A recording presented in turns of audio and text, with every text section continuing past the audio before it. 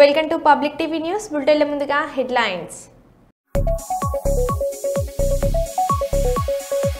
రుణం చెల్లించలేదని రైతులపై బ్యాంక్ అధికారుల దౌర్జన్యం.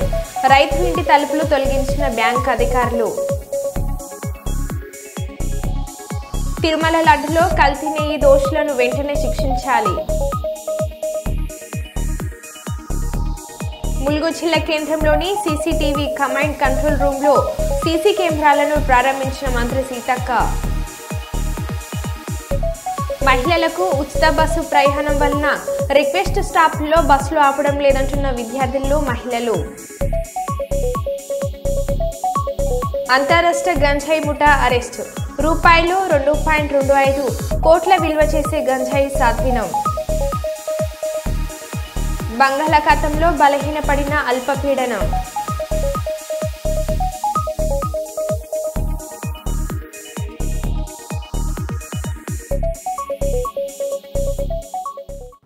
ఇక వివరాల్లోకి వెళ్తే భూపాల్పల్లి జిల్లా కేంద్రంలో నిర్మాణంలో ఉన్న ఇల్లును ఎలాంటి అనుమతులు లేవని డోజర్తో కూల్చేసిన పోలీసులు. రెవెన్యూ మున్సిపల్ అధికారులు ఆందోళన చేసిన ఇంటి యజమాని అదుపులోకి తీసుకున్న పోలీసులు.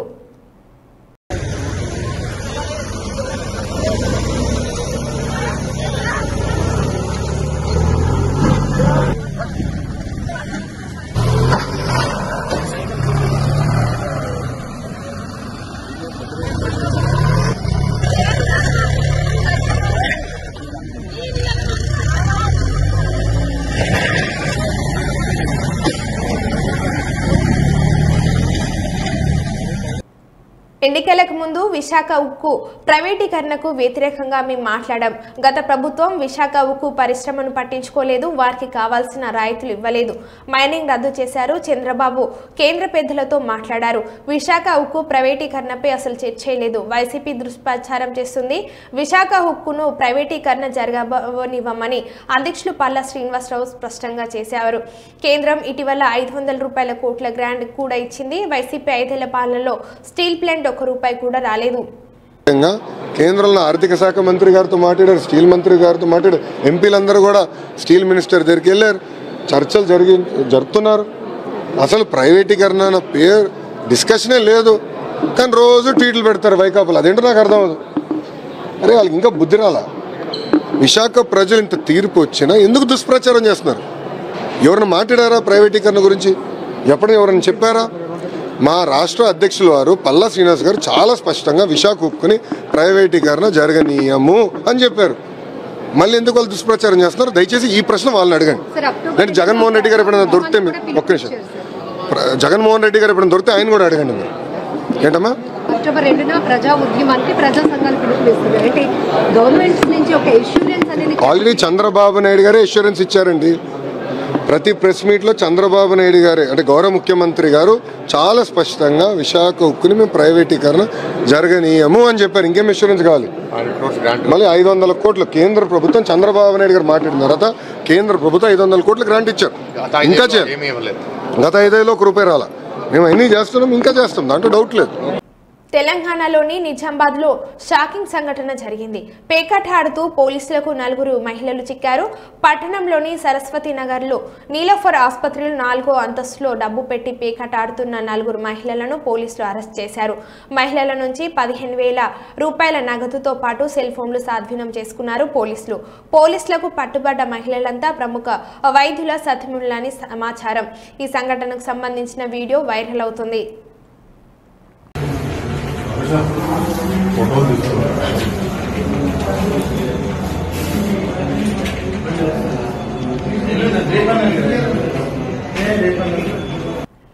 పశ్చిమ మధ్య బంగాళాఖాతం వాయువు బంగాళాఖాతం ఆనుకొని ఉన్న అల్పపీడనం క్రమేపీ బలహీనపడుతుందని విశాఖలోని వాతావరణ కేంద్రం బుధవారం పేర్కొంది. దీని ప్రభావంతో రాగల 24 గంటల్లో కోస్తా ఆంధ్రలో 1-2 చోట్ల భారీగాను, చాలా చోట్ల ఓ మోస్తారు వర్షాలు పడే అవకాశం ఉందని తెలిపింది. ఉత్తర కోస్తాలో చాలా చోట్ల మంగళవారం నుంచి వర్షాలు కురుస్తాయని, తెలంగాణలో గురువారం నుంచి భారీ వర్షం కురిసే అవకాశం ఉందని తెలిపారు.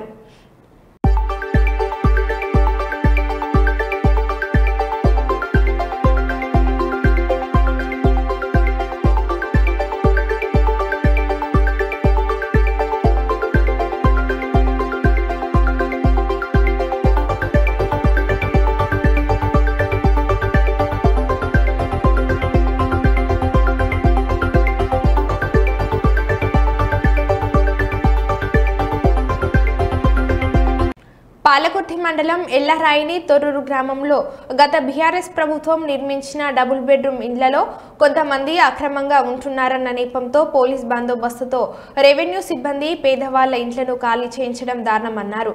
స్థానిక బీఆర్ఎస్ నాయకులు బాధితులతో కలిసి ఎంఆర్ఓకి వినతి పత్రం ఇచ్చిన అనంతరం వారు మీడియాతో మాట్లాడారు. గ్రామ సభ తీర్మానం మేరకే పేదలకు ఇండ్లు పట్టాలు కేటాయించడం జరిగిందన్నారు. రాజకీయ కక్షలతో ఇల్లు ఖాళీ చేయించడం కాంగ్రెస్ నాయకులను తగదన్నారు.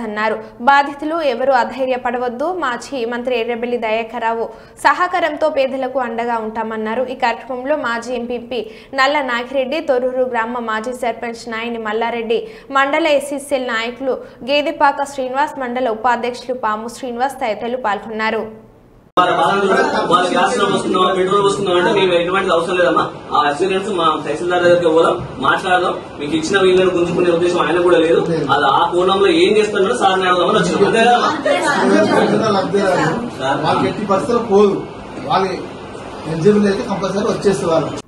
ఇటీవల అమలాపురం పట్టణం రావుల చెరువు ప్రాంతంలో జరిగిన అగ్ని ప్రమాదంలో 14 మంది వరకు గాయపడ్డారు. వీరిలో ఒక మహిళ మృతి చెందడం జరిగింది. ఈ కుటుంబాన్ని ఆదుకోవాలనే ఉద్దేశంతో శెట్టి బలిజా హెల్పింగ్ హ్యాండ్స్, శెట్టి బలిజా సామాజిక వర్గీయులు నగదు సేకరించారు. ఇలా వచ్చిన నగదును బాధిత కుటుంబాలకు బుధవారం అందజేశారు. మృతులు గొవ్వాల నాగలక్ష్మి కుటుంబానికి 1,30,000, చొల్లంగి మారుతి సుబ్రహ్మణ్యంకు 10,000, కట్ట వెంకట్, దూనబోయిన సుబ్బలక్ష్మి, దూనబోయిన గాయత్రికి, శాంతికి, బొక్కప్రియకు వేరువేరుగా 10,000 రూపాయల నగదును అందజేశారు. ఈ కార్యక్రమంలో నాయకులు చెల్లబోయిన శ్రీనివాసరావు, మట్టమర్తి, మీరా సాహెబ్, శెట్టి, గొవ్వాల రాజేష్, కూడిపూడి భారత్ భూషణ్, గుత్తుల చిరంజీవి, కుమ్ముకు రమణ, చిట్టూరి పెద్దబాబు, దుమ్మేటి వెంకటేశ్వరరావు, శేఖర్, నాగరాజు, తేజ తదితరులు పాల్గొన్నారు. చేస్తే బాగుంటుందని అనుకుని ఈ సెట్ బెల్ట్ హెల్పింగ్ హ్యాండ్స్ గ్రూపులు స్థాపించడం, ఆ గ్రూపును స్థాపించిన వెంటనే పోస్ట్ చేసిన వెంటనే అక్కడి నుంచి మన సంఘ సోదరులందరూ 100 రూపాయల దగ్గర నుంచి 10,000 దాకా ఈ హెల్పింగ్ హ్యాండ్స్కి అందజేయడం జరిగింది.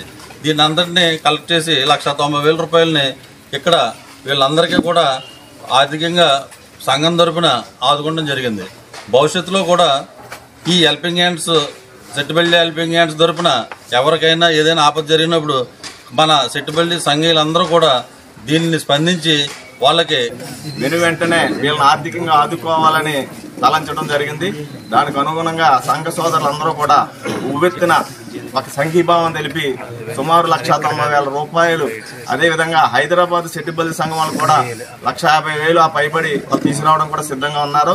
మరి ఆడ కలెక్ట్ చేసిన డబ్బుని మేము వీళ్ళ యొక్క ఆరోగ్యపరంగా కానీ ఒక ఇల్లు కట్టుకునే విధంగా కానీ ఉపయోగపడుతుందని ఈ రోజున మరి ఈ డబ్బుని ఇక్కడ వచ్చి అందజేయడం జరుగుతూ ఉంది.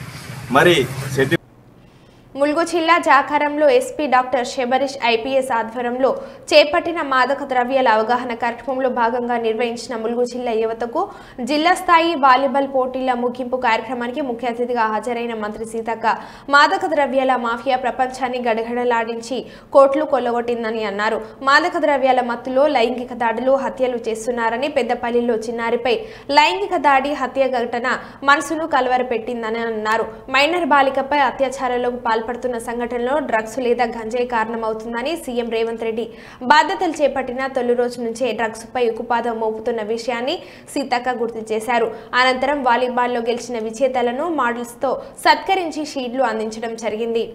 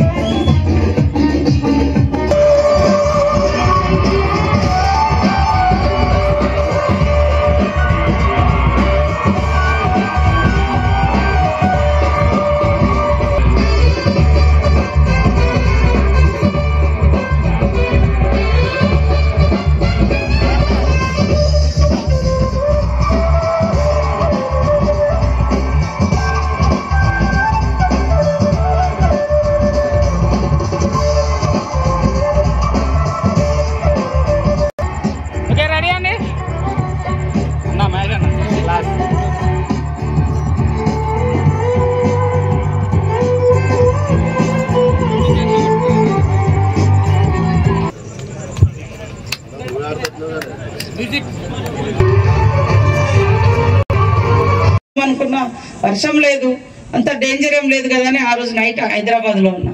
కానీ తెల్లారి వరకు వర్షాలు వస్తున్నాయి అంటే అరే ఇక్కడ ఉండడం బాగుండదని నేను వచ్చిన. మన దగ్గర పెద్ద ప్రమాదకరమైన పరిస్థితి లేదు, కానీ చెట్లన్నీ పడ్డాయంటే జస్ట్ ఆ రోడ్ అమ్మటి చాలా రోజుల నుంచి కొన్ని చెట్లు కూడా మనం మెయిన్ రోడ్ ఏటూ నగరం నుంచి ములుగు తీయాల్సినవి కూడా ఉన్నాయి, కొద్ది ఇట్లా వంగి ఉన్నాయి అనుకున్నాం, అవే పడ్డాయి అనుకున్నాం. కానీ వేల చెట్లు వందల చెట్లు రోడ్ల మీద కూడా పడితే night and day and night మరి పోలీస్ అధికారులు చొరవ తీసుకొని అక్కడ ఉన్నటువంటి శ్రీకాంత్ గారు, అదేవిధంగా స్థానిక సిఐ గారు, డిఎస్పి గారు, చాలా చిన్న జిల్లా, అదేవిధంగా వెనుకబడినటువంటి జిల్లా, అడవులు ఉన్నటువంటి జిల్లా, వనరులు ఉన్నటువంటి జిల్లా, చరిత్ర ఉన్నటువంటి జిల్లా, చారిత్రాత్మకమైనటువంటి ప్రాంతాలు ఉన్నటువంటి జిల్లా. ఈ రాష్ట్రంలో మరి గ్రేట్ మనకు ఇటు రామప్ప వరల్డ్ హెరిటేజ్ గా గుర్తింపు పొందడం, సమ్మక్క సారలమ్మ మరి ఏషియాలోనే ఆదివాసీ ట్రైబల్ బిగ్గెస్ట్ ఫెస్టివల్ గా ఉండడం, మరి ఈ రాష్ట్రంలో తిరుమల లడ్డులో కల్తీని ఈ దోషులను శిక్షించాలని డిమాండ్ చేస్తూ భక్తులు పెద్ద ఎత్తున ఆందోళన నిర్వహించారు. గడియార స్తంభం సెంటర్లో నిరసన ప్రదర్శన, మానవహారం, కాగడాలతో నిరసన తెలిపారు. మాజీ ముఖ్యమంత్రి వైఎస్ జగన్ దిష్టిబొమ్మను దగ్నం చేశారు. ఆమ్లాపురం శ్రీ వెంకటేశ్వర స్వామి గుడి నుండి గడియార స్తంభం సెంటర్ వరకు గోవింద శంకారావం పేరుతో నిరసన ర్యాలీ నిర్వహించారు. తిరుమల లడ్డు కల్తీకి పాల్పడి హిందువుల మనోభావాలను దెబ్బతీసిన దోషులను శిక్షించాలని కోరుతూ నినాదాలు చేశారు. ఆమ్లాపురం గడియార స్తంభం సెంటర్లో మాజీ ముఖ్యమంత్రి వైఎస్ జగన్ దిష్టిబొమ్మ దగ్నం చేశారు. ఈ ఆందోళన కార్యక్రమంలో విశ్వ హింద్ పరిషత్, బజరంగ్ దళ్, టీడీపీ, బీజేపీ, జనసేన శ్రేణులు అధిక సంఖ్యలో మహిళా భక్తులు పాల్గొన్నారు. మానవహారం చేద్దాం, మొత్తం రౌండ్ గా నాయకుల దుష్ట చర్యలు తిప్పికొట్టేలాగా, వారికి శిక్ష పడేలాగా చేసిన ఈ దుర్మార్గపు చర్యల్ని మనం తిప్పికొట్టాలి. ఆ నాయకులను శిక్షించేలాగా, ఆ నాయకులకు శిక్ష పడేలాగా. గోవిందా గోవిందా గోవిందా అభ్యర్థన చేయించి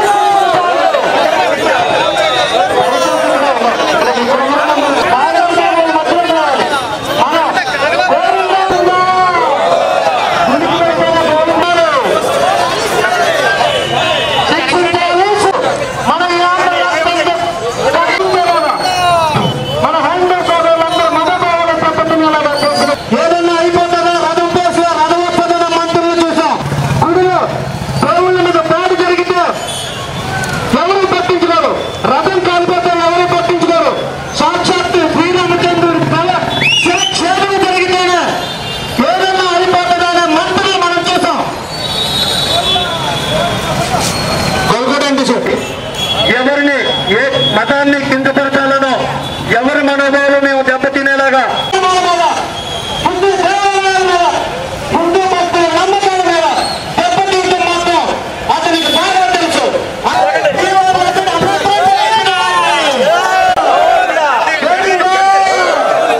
మన ప్రసాదం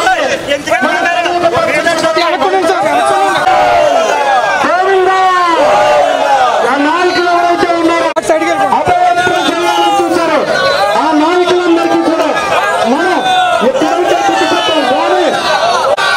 అందరూ కూడా అలాగే ఉండాలి. మొత్తం అందరూ కూడా గోవిందా గోవిందా గోవిందా మనోభావంతో పనిచేసిన మనుషులు వెంటనే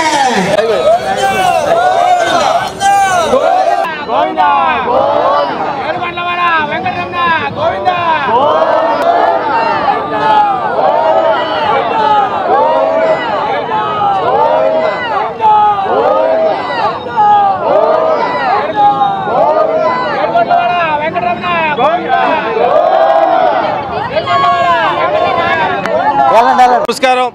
మరి హిందువులు ఎంతో పరమ పవిత్రంగా పూజించే వెంకటేశ్వర స్వామి ప్రసాదం తిరుమల తిరుపతి లడ్డూని గత ప్రభుత్వ హయాంలో అపవిత్రమైంది.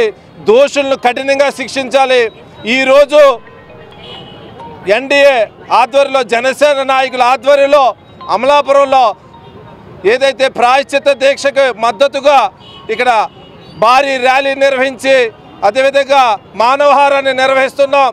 ఏదైతే దోషులను కఠినంగా శిక్షించే వరకు ఇటువంటి నిరసన కార్యక్రమాలు కొనసాగుతుంటాయని చెప్పి తెలియజేస్తూ ఇంకా సమర్థిస్తున్న వైసీపీ నాయకుల్ని బహిరంగంగా శిక్షించాలని చెప్పి ఈ సందర్భంగా డిమాండ్ చేస్తున్నాం.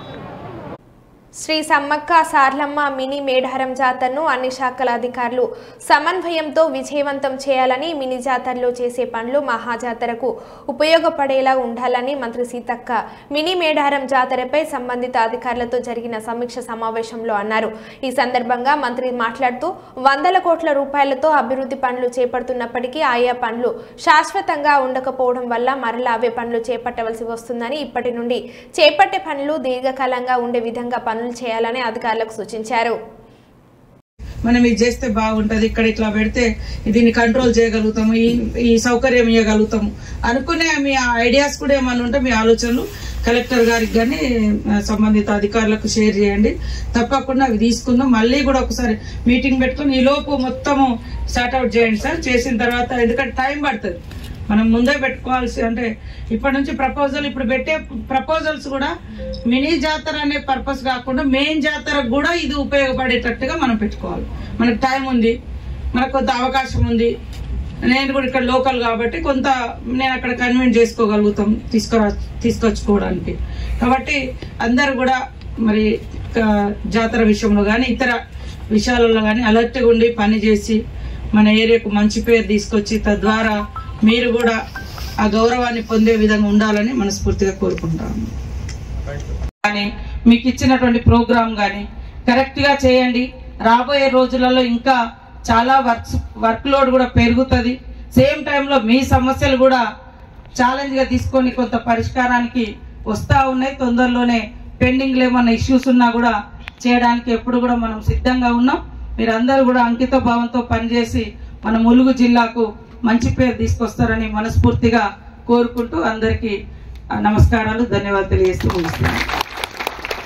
10 డేస్కి ఒకసారి లేదా ఎక్కువ మిమ్మల్ని ఇబ్బంది పెట్టినట్టు అనిపించవచ్చు, కానీ నాకున్న టైంలో మరి మనం పరిగెత్తాలి, బాగా చేసుకోవాలి అన్నటువంటి ఆలోచనతోటి రెగ్యులర్ గా ఇక్కడ ఉండడంతో మీరు అందరు కూడా ఆన్ డ్యూటీలో ఉండాల్సి వస్తుంది. డిపార్ట్మెంట్స్, పోలీస్ కావచ్చు, కలెక్టర్ గారు కూడా పాపం ఎప్పుడు ఆయన రెగ్యులర్ గా మాతోటే ఉంటున్నాడు. మీరు కూడా మీ డిపార్ట్మెంట్స్ కూడా అందరూ మాతో ఎక్కువ రెగ్యులర్ గా ఇబ్బంది పడ్డప్పటికీ ఖచ్చితంగా మనకున్నటువంటి టైంలో మనం అన్ని పనులు కంప్లీట్ చేసుకొని మానిటరింగ్ వ్యవస్థలో ఉండేటట్టు ఉండాలి. జస్ట్ మానిటర్ చేస్తే ఇంక అన్ని అయితే అన్ని. కాబట్టి పెండింగ్ ఉన్నటువంటి పనులన్నీ కూడా కంప్లీట్ చేసుకోవడం.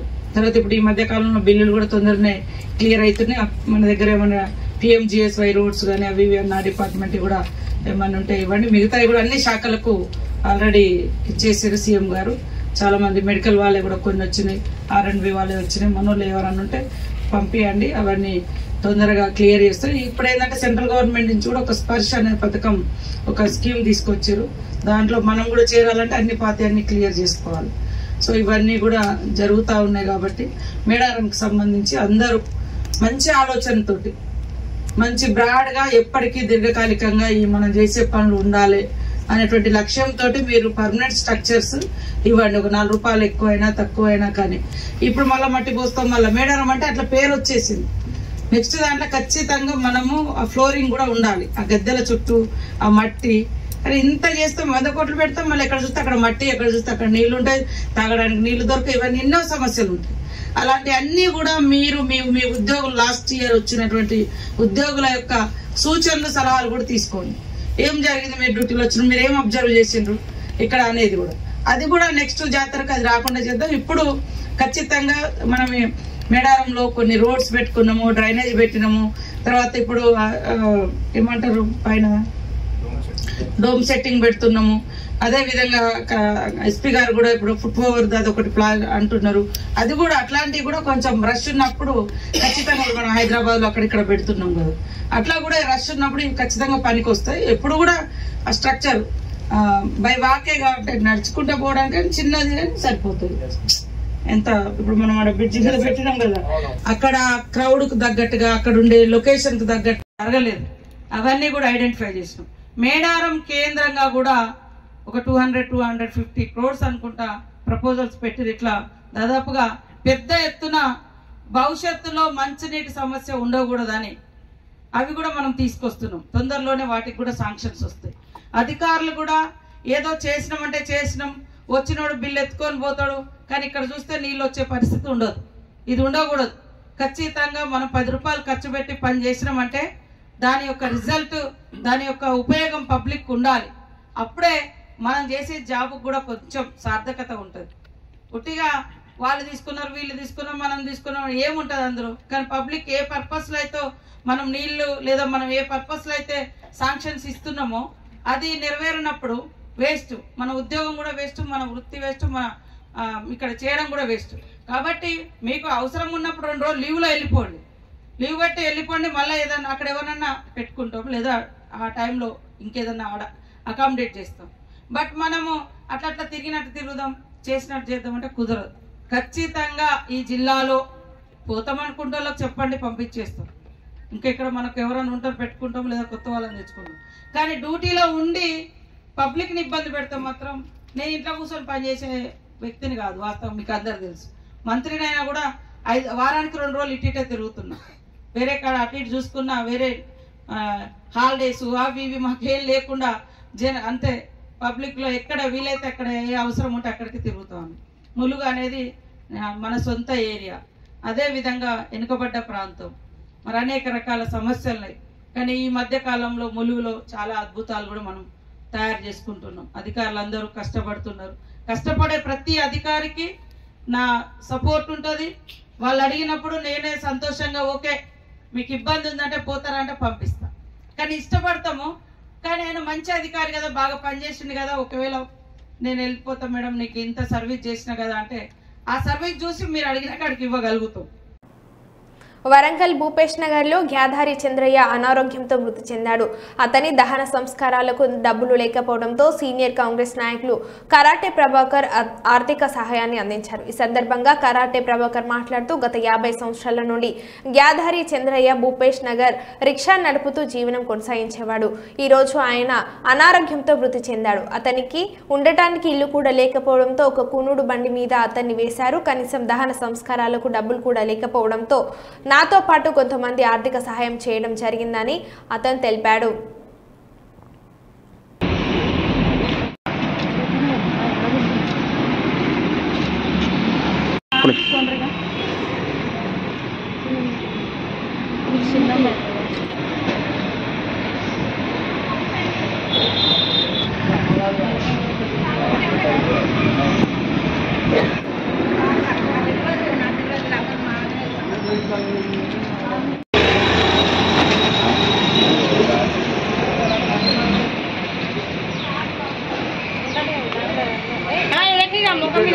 కరాటే ప్రభాకర్, నేను కాంగ్రెస్ పార్టీ సీనియర్ నాయకుడిని, అదేవిధంగా చిరంజీవి అభిమాని. భూపేష్ నగర్ గత గాదరి చంద్రయ్య 50 సంవత్సరాల నుంచి వరంగల్లో నివసించి ఇక్కడ గవర్నమెంట్ ఇచ్చిన పట్టాలు ఆ రోజు బసర సారయ్య గారు ఇవ్వడం జరిగింది. ఎంతో నిరుపేద కుటుంబంలో రోజు రిక్షా కొంటూ జీవనం గడుపుతున్న తరుణంలో ఈరోజు గాదరి చంద్రయ్య మరణించడం మా భూపేష్ నగర్ వాసులందరికీ చాలా దుఃఖ సముద్రంలో మునగడం జరిగింది. ఎందుకంటే ఘోరమైన దీన స్థితిలో రోడ్డు మీద చనిపోతే తీసుకొచ్చి ఈ బండి కనీసం తీసుకెళ్ళడానికి డబ్బులు లేవు, ఇంట్లో ఉండడానికి కనీసం ఇల్లు లేదు, అది కూలిపోయి దగ్గర 8 సంవత్సరాలు అవుతుంది. ప్రభుత్వము, గత ప్రభుత్వం కానీ ఎవరు కానీ ఒక్కసారి కూడా ఈ భూపేష్ నగర్ ఏరియాకి వచ్చి కనీసము ఏ పేదలకు కానీ ఎవరికి కానీ వాళ్ళను చూడలేక ఇలాంటి ఇంత ఘోరమైన దీనస్థితి పరిస్థితి ఉన్నది. నాయకులు వస్తున్నారు పోతున్నారు తప్ప ఎవరికి ఒరిగేది ఏం లేదు. ఇకనైనా కళ్ళు తెరిచి ఇట్లాంటి నిరుపేదలకు వాళ్ళకి ఒక ఉండడానికి నీడ కానీ లేకపోతే జీవనోపాధి కానీ చేసినట్లయితే బాగుంటుంది. ఘోరమైన పరిస్థితి చూడండి. ఇప్పుడు కనీసం రోడ్డు మీద చనిపోతే ఎవరితో బండి ఆడుకొని బండి మీద వేసుకున్నాడు. కనీసం తీసుకుపోయి ఇంటి ముందట కనీసం వేసుకోవడానికి ఇల్లు ప్లేస్ కూడా లేదు. చెట్లు మొలిచి ఇప్పుడు ఇంత పెద్ద చెట్లు మొలిచిన ఇళ్లలో ఒకసారి నాయకులారా ఆలోచించండి. మనము కోట్లు సంపాదించుకోవడం కాదు, పేదలను మనం ఎంతవరకు ఆదుదాం. ఓట్ల కోసం వచ్చి ఓట్లు వేయించుకోవడం కాదు, కానీ ఇలాంటి నిరుపేదలను మనం ఆదుకున్నప్పుడే దేవుడు కూడా మన వెనుక ఉంటాడు. మనకు కూడా ఎంతో పుణ్యం చేసుకున్న వాళ్ళం అవుతాం. కాబట్టి ఒకసారి ఈ దీనస్థితిని ఆలోచించండి నాయకులారా. అదేవిధంగా గవర్నమెంట్, మున్సిపాలిటీ కానీ, కమిషనర్ కానీ, కలెక్టర్ గారికి దయచేసి వారికి ఇకనైనా వాళ్ళని గుర్తించి కనీసం ఆ ఇల్లు కూలిపోయి ఉన్నది, ఆ ఇంటి కనీసం ఆ ఇల్లు అయినా ఇప్పించవలసిందిగా కోరుతున్నాను. ఎందుకంటే లాస్ట్కు పోయిన 2 సంవత్సరాల కింద వాళ్ళ భార్య కూడా చనిపోయినప్పుడు కూడా నేను ఆర్థికంగా సాయం చేయడం జరిగింది. ఇప్పుడు కూడా నేను చేస్తున్నా. అది నేను కాకుండా కూడా చాలా నాయకులు గుర్తించి వాళ్ళకున్న వారికి వాళ్ళ కొడుకు ఒకడు ఉన్నాడు, వాడు కూడా పిచ్చోడైపోయి ఆ రోడ్ల వెంబడి పట్టుకొని తీసుకొని అడుక్కొని తింటుంది. కాబట్టి మీకు ఇది తెలియజేసేది ఏంటంటే వీళ్ళని గుర్తించి వారికి సరైన న్యాయము నాయకులు కానీ, గవర్నమెంట్ కలెక్టర్ కానీ, లేకపోతే మున్సిపాలిటీ చైర్మన్ కానీ అందరూ ఒకసారి వీళ్ళ పైన స్పందించి వారికి న్యాయం చేయవలసిందిగా కోరుచున్నాను. మరో బులెటిన్లో మళ్ళీ కలుద్దాం. Stay tune.